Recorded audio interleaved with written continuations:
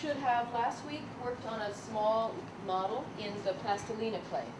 And that's preparation for the air-dry clay that you're going to start today. Introduction to Sculpture, which is Art 181, is really basic. It is open to everybody, no prerequisite. So students might have some background in art, and some of them in fact will go on to design and other fields, multimedia, or they just remember it from high school. Right. It's very geometric.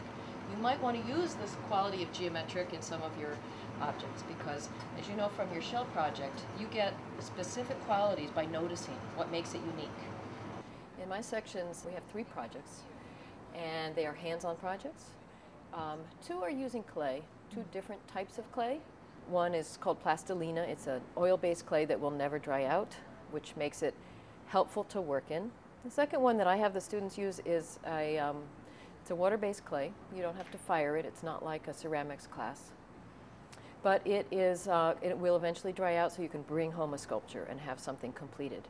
And so they practice with the first one, learn a lot of the techniques of making modeling in clay, which is a very traditional technique that is used up until the present day.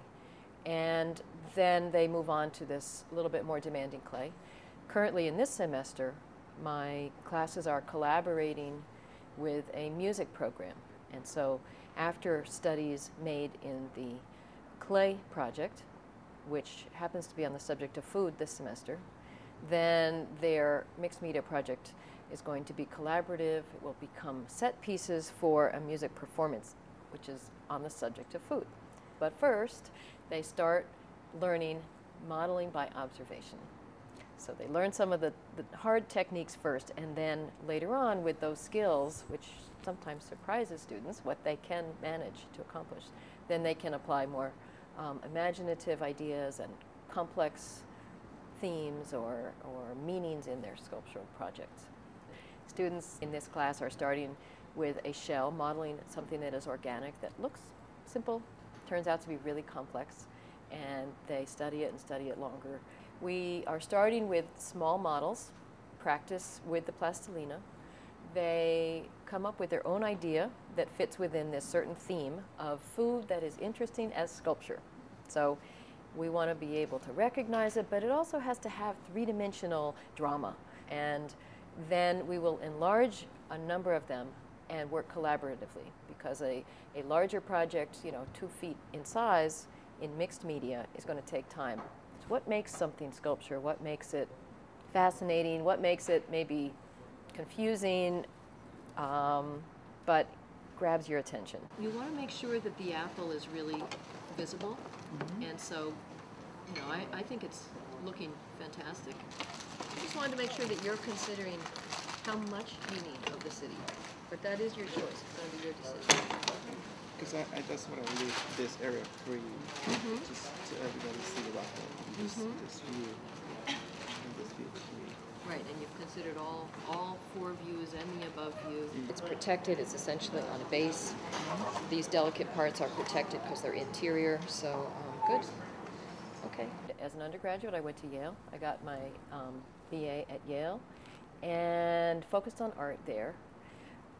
Then I worked on my own a while, and then I went to graduate school at Hunter. So I did my master's at Hunter and got a pretty good mix of different techniques, traditional methods in sculpture, and then the contemporary techniques, which is many different skills, lots of different skills. And I'm a kind of hands-on experimental person who doesn't just rest with one style.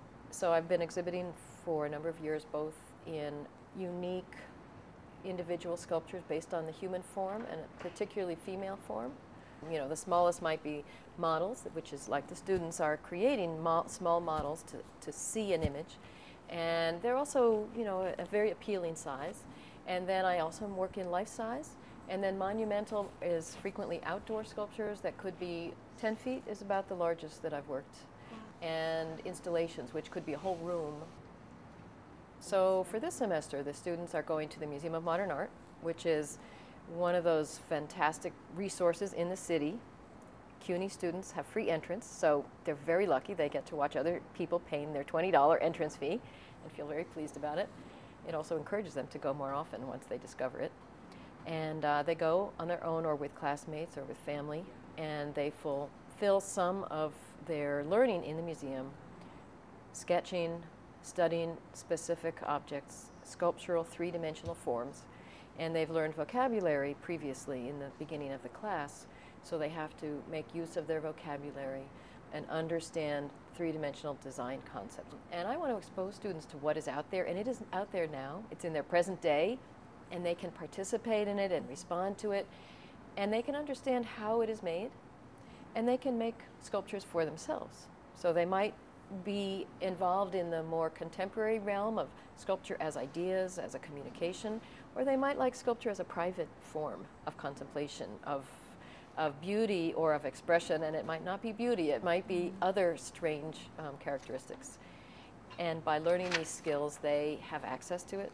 They're going to think about things differently.